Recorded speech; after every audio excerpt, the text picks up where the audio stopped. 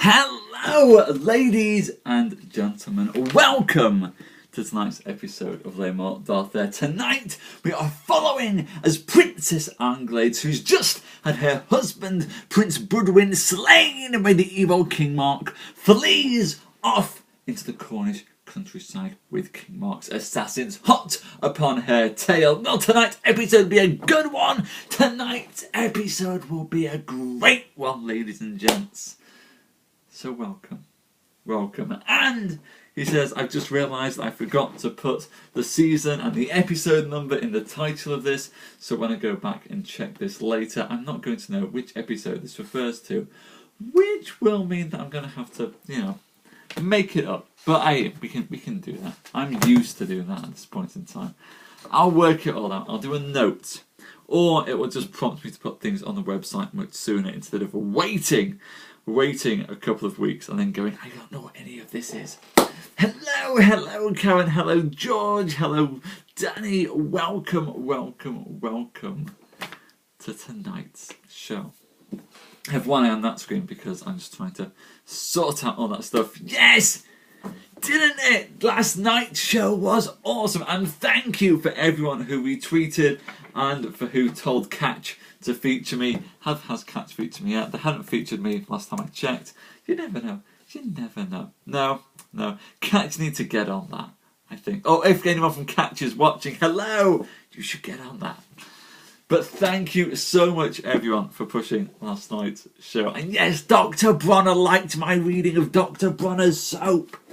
Well, not the Dr. Bronner. Dr. Bronners are dead. But yes, the Bronners loved it. And that, Danny, that was worth it. Just for the reaction from the Bronners over the poem. Which was actually really, really awesome. So I'm glad they liked our version of their poem. That made me happy. Very, very happy.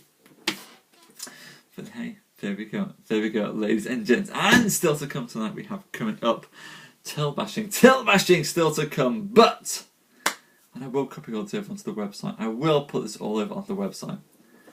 Maybe this weekend. Maybe next weekend. We'll see. Anyway, tonight, ladies and gents, we are following the tale of Princess Anglides, who is wife, or was wife, is now widow to Prince Budwin, brother of King Mark, the most treacherous king in all of England. Boo! Hiss! King Mark, you see. King Mark is wildly jealous that one of his knights, Sir Tristram, is beloved of his own wife, Queen Isolde. And as Queen Isolde loves Tristram and Tristram loves Isolde, and the whole world seems to love Tristram, King Mark now is seeing enemies everywhere. He sees everything as being a plot to spite him, to ruin his already treacherous reputation, and everything coming as being orchestrated by Sir Tristram. And so, seeing shadows and wraiths everywhere, ladies and gents, King Mark has reached the point where he is so consumed with anger and rage over Sir Tristram that he believes that everybody who loves Tristram within his realm, every single person who prefers Tristram to himself, should die by the sword. Last night, those deaths began by the murder of King Mark's own brother, Prince Budwin, even though Prince Budwin had only just saved Mark from an invasion of Saracens. Still, ladies and gents, Mark was determined to have Budwin slain, and would have slain his wife and son too, had not they been forewarned by Queen Isolde, and Queen Isolde had told them that it was time for them to escape from King Mark's castle of Tintagel and to head off into the world. And so, ladies and gents, we join with Princess Anglides and her young son tonight as they flee off into the Cornish countryside.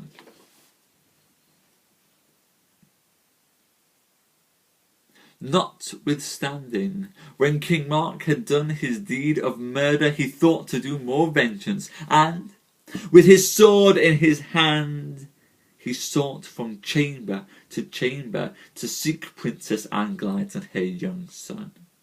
And when she was missed, he called a good knight who was called Sadok, and he charged him by pain of death. Where's my stabby sword? There we go. By pain of death, to fetch Anglides again. So Sir Sadok departed, and he rode after the princess, and within 10 miles he overtook her, and he bade her to turn again and ride with him to King Mark. Alas, fair knight, she said, what will you win by either my son's death or mine? I have had so much harm already, and too great a loss. Madam, said Sadok, your loss is sadness and inspires pity.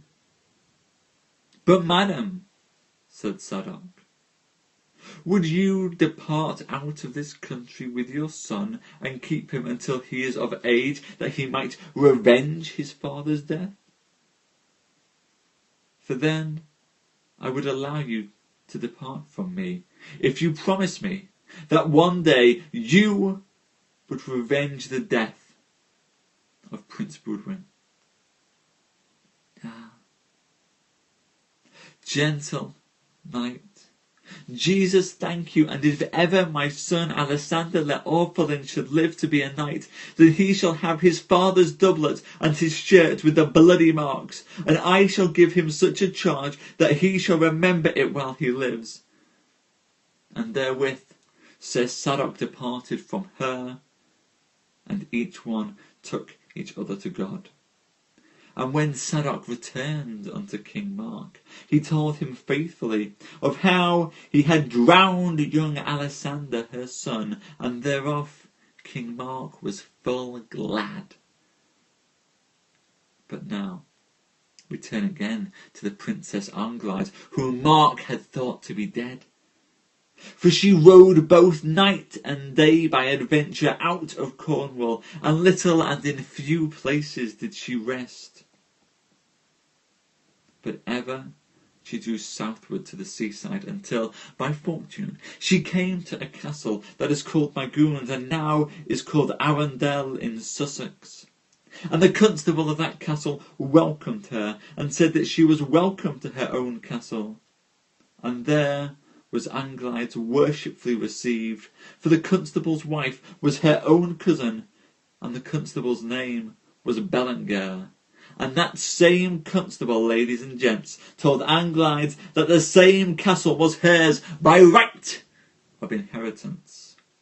Thus Anglides endured years and winters there, until her son Alexander was big and strong, and there was none who knew in that country that he was there, and none that might have any manner of mastery in battle before him.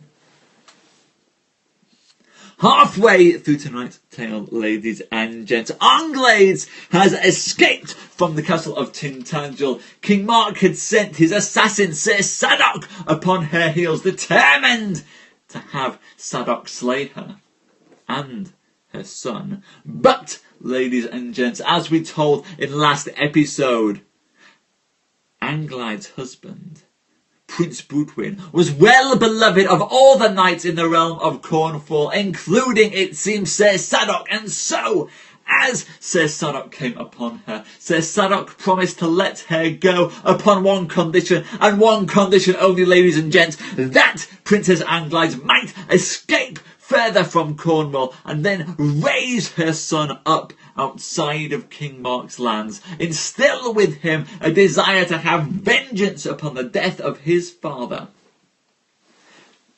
and that her son Alexander would one day return to seek that revenge upon King Mark. That is what happens, ladies and gents. And now it seems that young Anglides has grown. None know that he is there, but he is a skilled swordsman.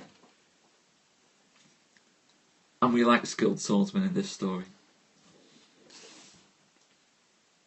Then, upon a day, Belanger the constable came to Anglides and said, Madam,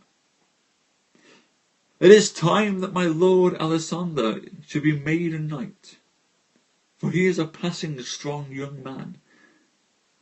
Sir, said she, I would like him to be made a knight, but then I would have to give him the most terrible quest that ever a sinful mother gave her child. Do as you must, said Belanger, and I shall give him warning that he shall be made knight. Now, it will be well done that he may be made knight at Our Lady Day in Lent. And be it so, said Anglides, and I pray you, make ready therefore. So, the constable came to Alessander and told him that he should be made a knight on the Lady Day in Lent. I thank God, said Alessander. These are the best tidings that have ever come to me. And the constable ordained 20 of the greatest gentlemen's sons and the best born of the country, who should also be made knights upon the day that Alessander was made a knight. And so, on that day, Alessander and his 20 fellows were made knights at the offering of the Mass. And then Anglides came to her son, and she said thus, O fair, sweet son, I charge you, upon my blessing and of the high order of chivalry that you have just joined, that you understand what I shall now say and charge you with. And therefore she pulled out the bloody doublet and the bloody shirt that were covered in dried old blood. When Alessander saw this, he started aback, and he waxed pale, and he said, Fair mother, what may this mean? I shall tell thee, fair son. This was your father's own doublet, and this shirt he wore upon him that same day that he was slain. And there she told him why and wherefore, and how his goodness King Mark slew him with his dagger before her own eyes. And therefore, she said, this shall be the charge that I shall give you. And we end the story there for the night, ladies and gents, with Princess Anglides about to charge her son with the most terrible quest a sinful mother could ever give her son. And tomorrow night, ladies and gents, tomorrow night we shall see just what happens as Anglides takes up that quest and returns to Cornwall to come face to face with not only King Mark, ladies and gents, but that evil witch Morgane Le Fay as well. That's right, ladies and gents. Tomorrow night is a night to be reckoned with. It is King Mark and Morgane Le Fay in a tale of vengeance most rightfully given. And I'm very much looking forward to it. Thank you so much, ladies and gents, for coming tonight. I should mention, I don't think the comments are working, in that we seem to have had lots of people in at various points, but I haven't been able to see any of them. I've had my numbers popping up, popping down, all over the place. So if comments are working and I haven't seen anything that you've said, I apologise, I can't see comments at the moment. If comments aren't working, no, there are the comments. Hello, Danny, I'm glad, you're welcome. You're welcome. I get confused when I don't get comments. When it goes quiet in here, I get very, very confused, and I worry that there's something wrong. Which is just me. But I'm glad. Thank you so much. Thank you, Karen and Danny. Thank you, George and Marcella and Francis. Thank you. Still to come tonight. Still to come. We've got that wonderful, wonderful night of the week. Till bashing, that's right. Till bashing still to come, ladies and knights. Till bashing still to share with you all. And I'm very, very excited for that. We're looking forward to doing tonight's episode of Till bashing. Actually, I won't spoil it for you, but there's some great stuff going on down in the wonderful world of Grimsby's shops. And so, ladies and gents, I will love you and leave you for about 5 or 6 minutes, but I go and get till bashing ready, and then bang on past, I will see you back here in a few minutes to start till bashing for the evening. Thank you so much for coming tonight. I'll see you soon.